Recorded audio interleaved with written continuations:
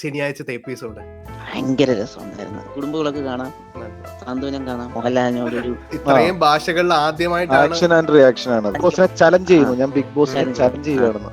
പക്ഷെ അവൻ പുറത്തിറങ്ങി കഴിഞ്ഞിട്ട് ഇതിനെ ഭയങ്കര മാസമായിട്ടൊക്കെ റീ എൻട്രി വേണമെന്നുള്ള രീതിയിലും ആ എപ്പിസോഡിന്റെ ഫസ്റ്റ് ജിൻഡോ മറ്റേ ഹിറ്റ് എടുത്തിട്ട് അഡൽസിൽ കളിച്ചിട്ടാണെങ്കിലും ജാസ്മിൻ ടോപ്പ് 5 ആണെന്നും പെണ്ണത്തെ നാളെ എന്താ പറയാ, അത് പൊളിറ്റിക്കൽ കറക്റ്റ്നെസ് അല്ല. അതല്ലേ കേറി വലിച്ചു കീറും ആൾക്കാർ. ഡെവിനെ സിജോയെ കണ്ടപ്പം നിനക്ക് റോക്കിയോട് എന്ത് തോന്നുന്നു? കണ്ണുകൾ കൊണ്ട് കമ്മ്യൂണിക്കേറ്റ് ചെയ്യുന്ന ജാസ്മിനും ഗബ്രിയും, അതുപോലൊപ്പം തന്നെ കണ്ണുകൾ കൊണ്ട് കമ്മ്യൂണിക്കേറ്റ് ചെയ്യുന്ന ശ്രീതുവും സിജോയും. കുണുവാവേന്നൊക്കെ പറഞ്ഞ് 10 പേരുടെ മുന്നിലിട്ട് ഇങ്ങനെ താടി പിടിക്കുക, ഇങ്ങനെ തോണ്ടുക, നീ എന്നെ പറഞ്ഞേക്കെന്നും പറഞ്ഞ്. റോബിൻ ഉണ്ടായിരുന്ന സമയത്ത് മറ്റേ റിയാസും ജാസ്മിനും സിറ്റുവേഷനിൽ അത് വട്ടാണ് അവന്.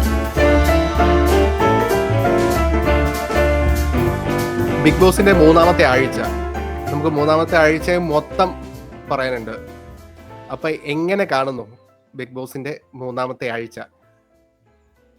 ഇപ്പം വന്ന് നമുക്ക് മറ്റേ ഞാൻ കുറച്ചു മുമ്പ് പറഞ്ഞില്ലേ മറ്റേ കാര്യസ്ഥന്റെ പാട്ട്, ഓണവില്ലിൻ തമ്പുരു മീറ്റും വീടാണ് ഈ വീട്. അത് തന്നെയാണ്. എന്താ പറയാ, കുടുംബവിളക്ക് കാണാം, സാന്ത്വനം കാണാം, പല പല സീരിയലുകൾ നമുക്ക് ഒരു വീട്ടിനകത്ത് കാണാൻ പറ്റുന്ന അവസ്ഥയിലേക്ക് ബിഗ് ബോസ് മാറിയിരിക്കുകയാണ്.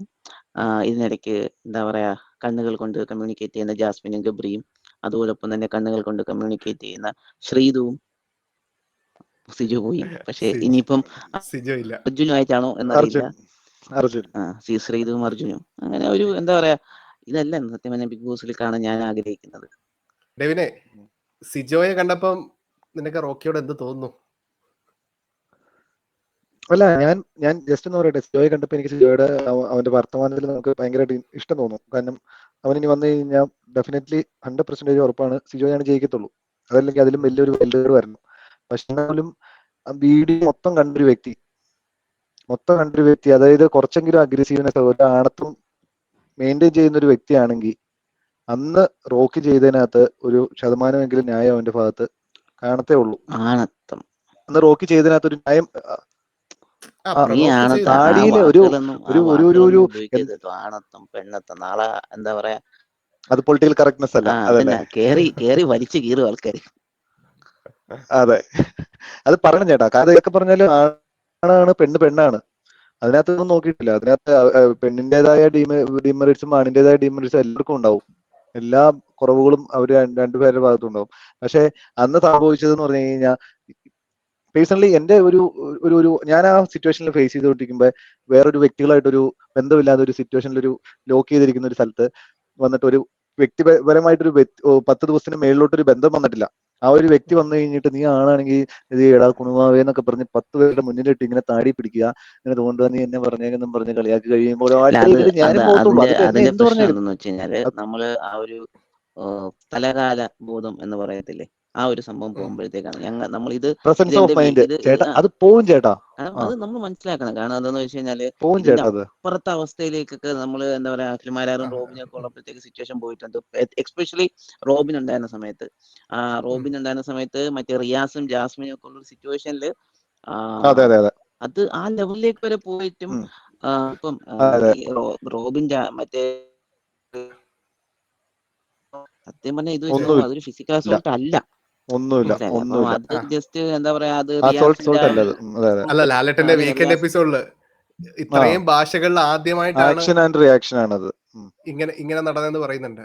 അല്ല, ഞാൻ പറയട്ടെ, എന്റെ ഭാഗം പറയട്ടെ. എനിക്ക് റോക്കി എന്നുള്ളൊരു പേഴ്സണല് എന്താ ഈ പറയുന്ന പോലെ ആക്ടിവിറ്റികളും അല്ലെങ്കിൽ കുറച്ചുകൂടി എൻഗേജ്ഡ് ആയിട്ടുള്ള ഒരാളെന്നുള്ള നിലയ്ക്ക് ഒരു ഇഷ്ടം ഉണ്ടായിരുന്നു.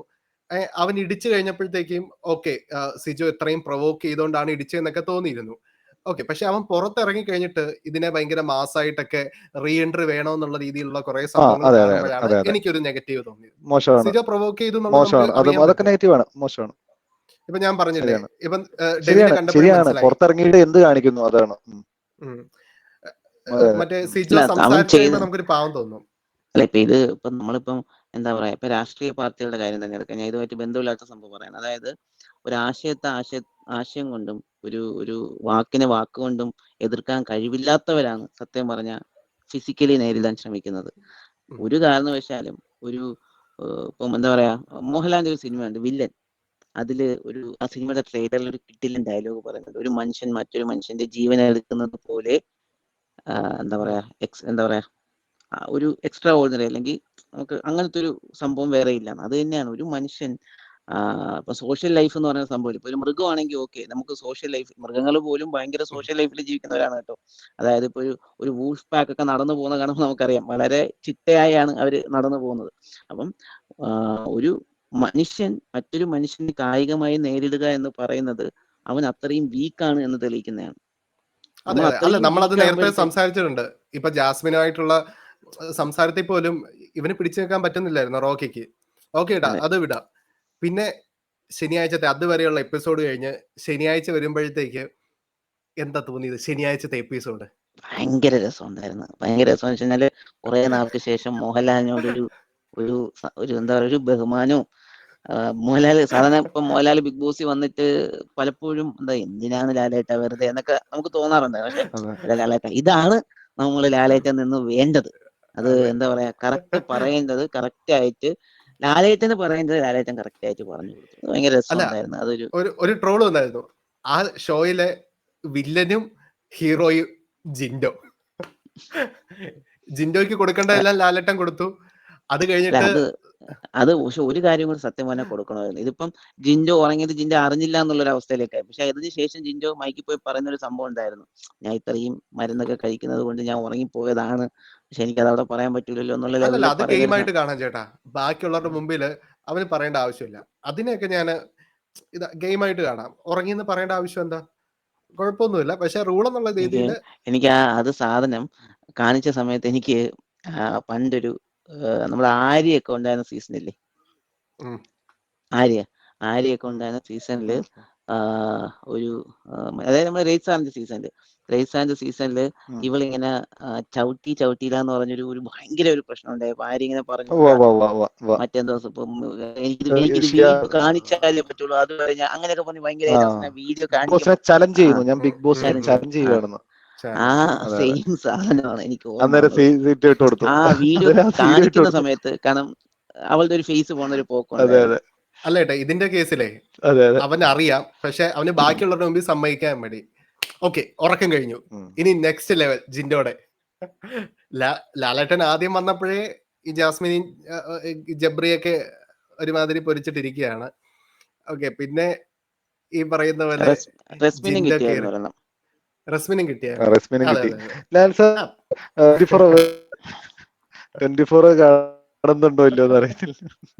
ഇപ്പൊ സത്യം പറഞ്ഞ ലാലേട്ടൻ മാത്രമേ അതെ, അവൻ ന്യായീകരിക്കാൻ നോക്കിയതാ ഇങ്ങനെ ഒരു ഇത് വന്നപ്പോഴേ. ജാസ്മിൻ ജെന്യൂൻ ആയിട്ട് പിന്നെ ഗത്യന്തരമില്ലാതെ പറഞ്ഞതാ, ഞാൻ അന്വേഷിച്ചില്ല സിജോയുടെ കാര്യം എന്നുള്ള രീതിയിൽ. ഏതായാലും ജാസ്മിന് കിട്ടേണ്ടതൊക്കെ കിട്ടി. ജാസ്മിന്റെ മറ്റേ പേടി എനിക്ക് അങ്ങോട്ട് മനസ്സിലായില്ല. മറ്റേ എന്തോന്ന് ബാത്റൂമിനകത്ത് എങ്ങനെയായിരിക്കും, ആൾക്കാർ എന്ത് വിചാരിക്കും, അതൊക്കെ കുറച്ച് ഓവറല്ലേ? അതെ അതെ അതെ അതെ അതെ അവള് ബാത്റൂമിനകത്ത് കാണിക്കുന്നതിനെക്കാട്ടി കൂടുതൽ കാര്യങ്ങൾ വെളിയിൽ കാണിക്കുന്നുണ്ട് അവള്. അതെ, ആൾക്കാർക്ക് എന്തൊക്കെ വിചാരിക്കാം.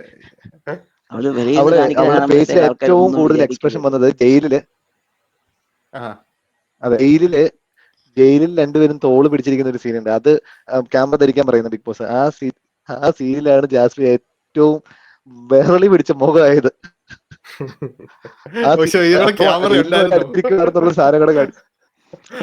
അല്ല, പക്ഷെ ലാലേട്ടൻ കാണിച്ച സീക്വൻസ് വേറെ ആണെങ്കിലും ലാലേട്ടൻ ചോദിക്കുന്ന ഒരു ചോദ്യമുണ്ട്, നിങ്ങൾ ഈ കാണിക്കുന്നതൊക്കെ വെളിയിൽ ആരും ഒന്നും കാണുന്നില്ല എന്ന് വിചാരിച്ചാണോ? ഇതെങ്ങനെ വേണമെങ്കിലും മനസ്സിലാക്കാം സംഭവം. ലാലേട്ടൻ അത് ബുദ്ധിയുള്ളവർക്ക് മനസ്സിലാക്കി. ജാസ്മിന്റെ പുറത്ത് കയറി ഇടിക്കുന്നു.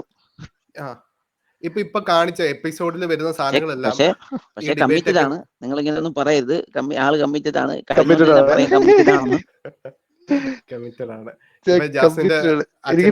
കല്യാണം കഴിക്കണ്ടേ? പുതിയതും വരുന്നുണ്ടോ? പിന്നെ ഇടയ്ക്കിടയ്ക്ക് വരുന്നുണ്ട്. അല്ല, ഏതായാലും അത് ഭയങ്കര രസമായിരുന്നു. ഞാൻ റിപ്പീറ്റഡ്ലി ഇരുന്ന് കണ്ട് ചിരിച്ചു. അതിനകത്ത് ജിൻഡോയെ നമ്മൾ നോട്ട് ചെയ്ത് വെക്കണം ചേട്ടാ. കാരണം അവൻ ആ രീതിയിൽ മണ്ടം കളിക്കുകയാണെങ്കിലും ആ എപ്പിസോഡിന്റെ ഫസ്റ്റ് ജിൻഡോ മറ്റേ ഹിറ്റ് എടുത്തിട്ട് വട്ടാണാടാ അവന്, വട്ടാണാ.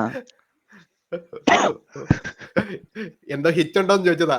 ഞാൻ എന്റെ അപ്പനാണെങ്കിലും അമ്മയാണെങ്കിലും ബാണെങ്കിലും ആരെയാണെങ്കിലും ഞാൻ അടിക്കുന്ന പറഞ്ഞിട്ട് എന്റെ നിലനിൽപ്പിനെ ബാധിക്കുന്ന പറഞ്ഞു കഴിഞ്ഞാൽ അവര് ബുദ്ധി കിട്ടിയെങ്കിൽ അങ്ങനത്തെ ഒരു ഡയലോഗ് അവൻ പറയില്ല അവിടെ.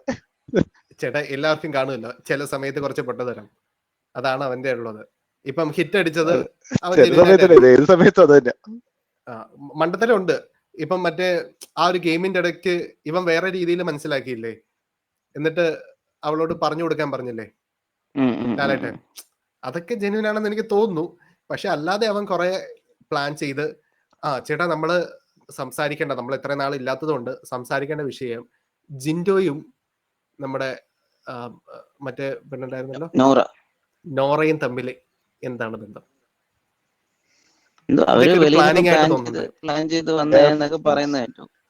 ഏതെങ്കിലും ഗെയിമില് നിങ്ങള് മോർണിംഗ് ടാസ്കില് ജിൻഡോ പറഞ്ഞല്ലോ, മോർണിംഗ് ടാസ്കില് ജിൻഡോ പറഞ്ഞിട്ടുണ്ടല്ലോ, അതായത് ഞാനും നോറയും പ്ലാൻ ചെയ്താണ് വന്നത്, അതേപോലെ നോറയും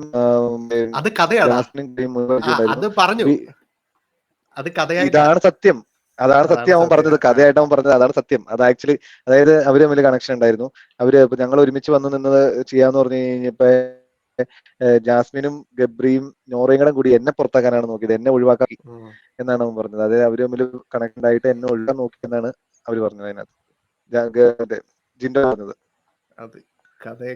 അവര് മൂന്നുപേരോട് ഒരുമിച്ച് അങ്ങോട്ട് വന്നതാണ് ശരിക്കുള്ള കാര്യം. അതെ അതെ അതെ. കളിക്കുന്നെങ്കിൽ നല്ല രീതിയിൽ കളിക്കണം. ഇതൊക്കെ എന്താണ് എന്താ? പക്ഷെ ഇവര് അറിഞ്ഞുകൊണ്ട് വന്ന് ചെയ്തോട്ടെ, അറിയാതെ വന്ന് ചെയ്തോട്ടെ, ഇവര് എന്താ ചെയ്യുന്നത്? ആൾക്കാർക്ക് ഇഷ്ടപ്പെടുന്ന എന്ത് കോണ്ടന്റ് അവര് തരുന്നേ? എന്ത് കോണ്ടന്റ് വന്നാലും ജാസ്മിൻ 5-ലോട്ടുള്ളട്ടോ, ജാസ്മിൻ 5-ലോട്ടുള്ളതാ. അഡൽസ് ഫുൾ കളിച്ചിട്ടാണെങ്കിലും ജാസ്മിൻ ടോപ്പ് 5 ടോപ്പ് 3 കയറുന്നത് ഞാൻ പറയുന്നുള്ളൂ. ഗബ്രീനെ ടോപ്പ് 5 കേട്ടാണ് എനിക്ക് തോന്നുന്നത്.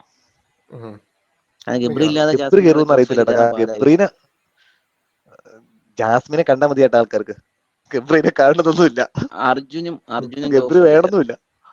അർജുനും ടോപ്പ് 5-ലേക്കുള്ള മെറ്റീരിയലാണ്. അർജുൻ, ഋഷി, ശ്രീതു, ജാസ്മിൻ. ശ്രീതുവിന് അവിടെ നിന്നിട്ട് കളഞ്ഞു കഴിഞ്ഞാല് കാണാൻ കൊള്ളാൻ ആരുണ്ട് അതിനകത്ത്? അതൊക്കെ ഒരു മാറ്റർ ആണല്ലേ. പിന്നല്ലാതെ അതിനകത്ത് കുറെ പിന്നെ മാറ്റർ തന്നെയാണ്. അത് ഭയങ്കര മാറ്ററാണ്. ഏത് ബിഗ് ബോസിനകത്താണ് കാണാൻ കൊള്ളും പെങ്കുച്ചു വന്നേക്കണേ. ഒരാൾക്ക് സീസൺ പറഞ്ഞ് നോക്കിയിരിക്കാൻ ഒരു ഇൻട്രസ്റ്റ് വേണ്ടേ? എല്ലാം കാണാൻ കൊള്ളാവുന്നത് TRP റേറ്റിംഗ് കൂട്ടാൻ വേണ്ടിയുള്ള പറയുന്നതൊക്കെ പൊളിറ്റിക്കലി ഇൻകറക്റ്റ് ആണ്. ആൾക്കാർ കയറി വലിച്ചു കൊടുക്കും. പക്ഷെ പറഞ്ഞല്ലേ പറ്റൂ. നാളെ ഇനിയിപ്പം എന്താണേലും സത്യമാണ് കേട്ടോ. ഇതാണ് സത്യം. എന്താണെങ്കിലും സത്യമല്ലേ കേട്ടോ നമ്മൾ പറയുന്നത്. ഓക്കെ ഏട്ടാ, അപ്പൊ വേറെ എന്തെങ്കിലും പറയാനുണ്ടോ? അടുത്ത ആഴ്ച കാരണം ലാലേട്ടനാണെങ്കിൽ സത്യമായിട്ടുള്ള കാര്യമാണ്. പല രീതിയിലുള്ള സത്യം പറഞ്ഞാൽ നമ്മളിപ്പോ ഒരാഴ്ചയിൽ ഇപ്പൊ ഡെയിലി ഒന്നും ബിഗ് ബോസ് റിവ്യൂ ചെയ്യേണ്ട ആവശ്യമില്ല, ആഴ്ച പോലും ചെയ്യേണ്ട ആവശ്യമില്ല. കാരണം എന്താ വെച്ചാൽ എന്താണ് എന്തെങ്കിലും നടന്നാലല്ലേ കണ്ടന്റ് ഇല്ല. നമുക്ക് അത് ബിഗ് ബോസ് കണ്ടന്റ് ഇല്ലാതെ നമുക്ക് ഇവിടെ എന്തോന്ന് കണ്ടന്റ് ഉണ്ടാക്കാം. ലാസ്റ്റ് സീസൺ ഫൈനൽ വരുമ്പോ പറയാൻ പോലും ഉണ്ടാവില്ല. 24 മണിക്കൂർ കൊണ്ട് നമുക്ക് 15 മിനിറ്റത്തേക്കുള്ള കണ്ടന്റ് അവർക്ക് തരാൻ പറ്റുന്നില്ല എന്ന് പറഞ്ഞു കഴിഞ്ഞാലേ. ഇപ്പൊ വേറെ ലാലേട്ടൻ വേറെ രീതിയിലൊക്കെ സംസാരിച്ചു. പവർ ടീമിൽ ഒരാളെയും കൂടെ കൊടുത്തു. പിന്നെ എന്താ പറയാ, മറ്റേ ഗെയിം എങ്ങനെ പനിഷ്മെന്റ് കൊടുക്കണം, വെസൽ ക്ലീനിങ് അല്ലാതെ വേറെ ഏതൊക്കെ രീതിയിൽ പനിഷ്മെന്റ് കൊടുക്കണം എന്നുള്ള രീതിയിലൊക്കെ ടിപ്സ് കൊടുത്തിട്ടുണ്ട്. അതൊക്കെ രസകരമായിട്ട് വന്നാൽ കണ്ടന്റ് ഒക്കെ ഉണ്ടാവാം. എന്താ സീസണാ? ഒരു ആങ്കർ വന്നിരുന്ന് പറഞ്ഞിട്ട് വേണോ അവർക്ക് കണ്ടന്റ് ഉണ്ടാക്കാൻ? സീസൺ അങ്ങനെയായിരുന്നോ? റോബിന്റെ സീസണും ജയ്സാന്റെ സീസൺ തന്നെ. ചേട്ടാ ഈ സീസൺ ഇത്ര അലമ്പായി പോയതുകൊണ്ടാണ് യൂട്യൂബ് ഇപ്പൊ റെക്കമെൻഡ് ചെയ്യുന്നത്. ഞാനിപ്പോ റോബിൻ രാധാകൃഷ്ണന്റെ സീസൺ വീണ്ടും കണ്ടോണ്ടിരിക്കുക. ഞാൻ റിയാസ് സലീമിനെ ഒക്കെ ഉണ്ടല്ലോ, എനിക്ക് ഭയങ്കര ഇൻട്രസ്റ്റ്, ഭയങ്കരമായിട്ട് ഇഷ്ടപ്പെടുക റിയാസ് സലീമിനെ. ഒരു മെറ്റീരിയലായിരുന്നു. നീ ഇതല്ലേ കാണുന്നത്? ഞാനിപ്പോ സീസൺ കണ്ടോണ്ടിരിക്കുക. ചേട്ടാ സാബുന്റെ സീസൺ എവിടെ കാണാം? യൂട്യൂബിൽ ഇടയ്ക്കിടയ്ക്ക് വരുമല്ലോ. ഓക്കെ, ഞാൻ എപ്പിസോഡ് വൈസ് ഞാൻ അങ്ങനെ കണ്ടിട്ടില്ല. എപ്പിസോഡ് വൈസ് ബിഗ് ബോസിലില്ലേ, ഹോട്ട്സ്റ്റാറിലില്ലേ? ഇല്ല. ഏഷ്യാനെറ്റ് കിട്ടുമായിരിക്കും. നോക്കാം. ഓക്കെ, അപ്പൊ ഇനി നമുക്ക് അടുത്ത കണ്ടന്റ് ഉണ്ടാവുമ്പോ വരാം. കണ്ടന്റ് ഉണ്ടാവുകയാണെങ്കിൽ, അല്ലെങ്കിൽ ഇനി ഒരു വൈൽഡ് കാർഡ് വരണം, വന്നാ മതിയായിരുന്നു. വൈൽഡ് കാർഡ് സാധനം ഇതിനു മുമ്പ് വരേണ്ടാണല്ലേ? അറിയില്ല, ഇപ്പൊ ആരും ഇല്ലാത്തോണ്ടായിരിക്കും. അല്ല, അവരും നമ്മൾ പണ്ട് പറഞ്ഞ സംഭവം തന്നെയാണ്. കാരണം വൈൽഡ് കാർഡ് വന്നിട്ട് അവിടെ ചെയ്യാൻ എന്തെങ്കിലും വേണ്ടേ? ഒരാൾ ഒറ്റയ്ക്ക് വന്നിരുന്ന അറിയത്തില്ല. രജിത് കുമാറിന്റെ സീസൺ മറ്റേ ഫിറോസ് എന്തോ ഇങ്ങനെ സംസാരിക്കുന്ന കേട്ടു, നിങ്ങളുടെ അനുഗ്രഹമൊക്കെ അങ്ങനെ എന്തോ സംഭവം. ഫിറോസ് വരുന്നുണ്ടോന്നൊക്കെ ഒരു രീതിയിലുള്ള റൂമേഴ്സ്. ഓക്കേടാ, അപ്പം കാണാം. ബൈ. ഓക്കെ ഗൈസ്, കാണാം. ബൈ.